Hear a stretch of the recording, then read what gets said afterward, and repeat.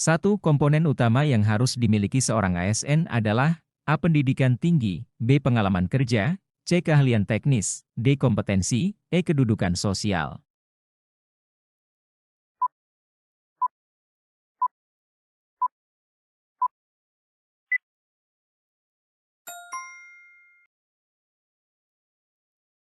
Kompetensi merupakan seperangkat pengetahuan, keterampilan, dan sikap yang diperlukan oleh ASN untuk melaksanakan tugas dan fungsinya secara efektif dan efisien.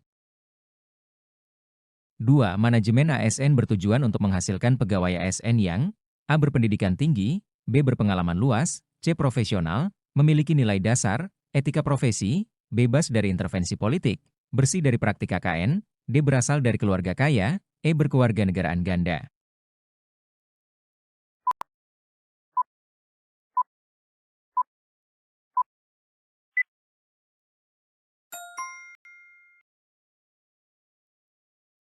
Tujuan utama manajemen ASN adalah untuk menciptakan ASN yang memiliki kompetensi, integritas, dan dedikasi tinggi dalam menjalankan tugas negara.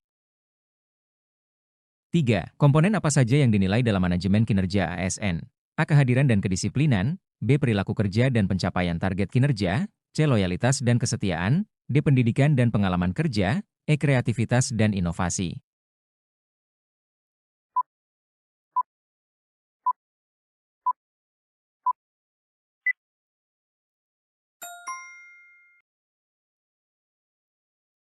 Penilaian kinerja ASN terdiri dari penilaian perilaku kerja dan pencapaian target kinerja, sebagaimana diatur dalam Pasal 6 PP Nomor 30 Tahun 2019.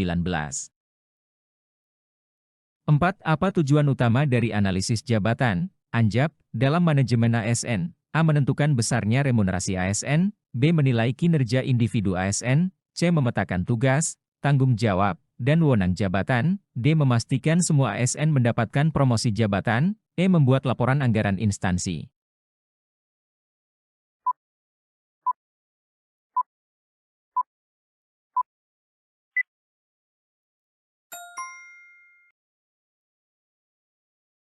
ANJAP bertujuan untuk memetakan tugas, tanggung jawab, dan wewenang setiap jabatan secara sistematis untuk memastikan efisiensi dan efektivitas organisasi. 5. Kompetensi manajerial ASN meliputi kemampuan berikut, kecuali A. Pengelolaan tim kerja, B. Analisis kebijakan, C. Negosiasi, D. Kepemimpinan, E. Pembuatan laporan teknis.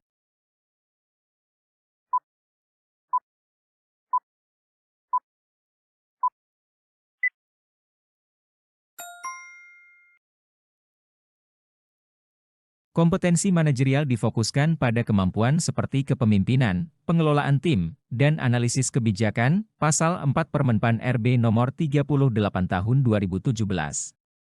Pembuatan laporan teknis termasuk dalam kompetensi teknis, bukan manajerial. 6. Dalam pelaksanaan pengembangan kompetensi non-klasikal, siapa yang bertanggung jawab memastikan kompetensi yang diperoleh sesuai dengan kebutuhan organisasi? A. Presiden, B. Menteri Pan-RB, C. Kepala BKN, D. Pejabat Pembina Kepegawaian, PPK, E. Kepala Bagian SDM setiap instansi.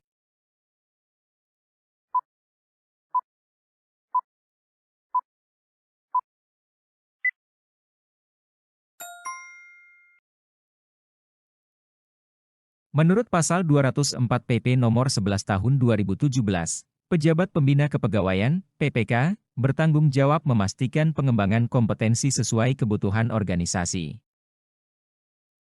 7. Dalam implementasi ASN Korpu, pendekatan apa yang digunakan? A. Pendekatan tradisional berbasis kelas, B. Pendekatan kompetensi berbasis pekerjaan, C. Pendekatan administratif birokrasi, D. Pendekatan insentif moneter, E. Pendekatan otonomi daerah.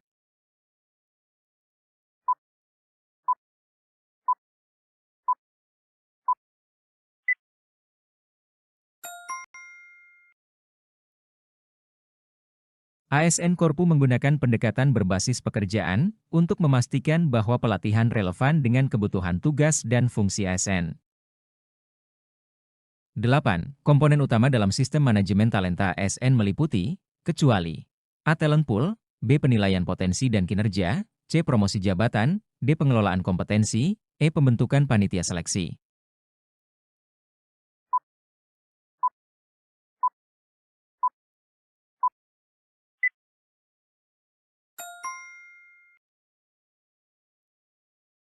Berdasarkan pasal 6, komponen manajemen talenta meliputi talent pool, penilaian potensi dan kinerja, pengelolaan kompetensi, serta pembinaan karir ASN. Pembentukan panitia seleksi bukan termasuk komponen tersebut. 9. Siapa yang bertanggung jawab memastikan PNS mendapatkan pengembangan kompetensi? A. Menteri Keuangan, B. Kepala Badan Kepegawaian Negara, C. Atasan langsung PNS, D. Kepala Badan Pengembangan Sumber Daya Manusia, E. Pejabat Pembina Kepegawaian.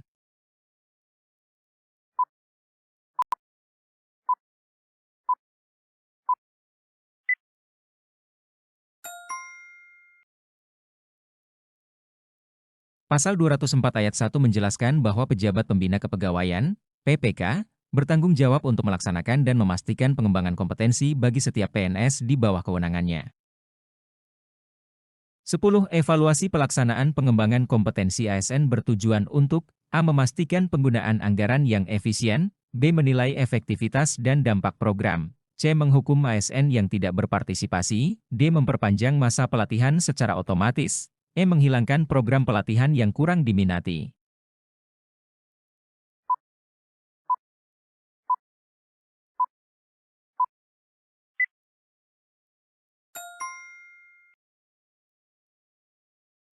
Evaluasi pelaksanaan pengembangan kompetensi ASN bertujuan untuk menilai sejauh mana program mencapai hasil yang diharapkan dan memberikan dampak positif pada kinerja ASN.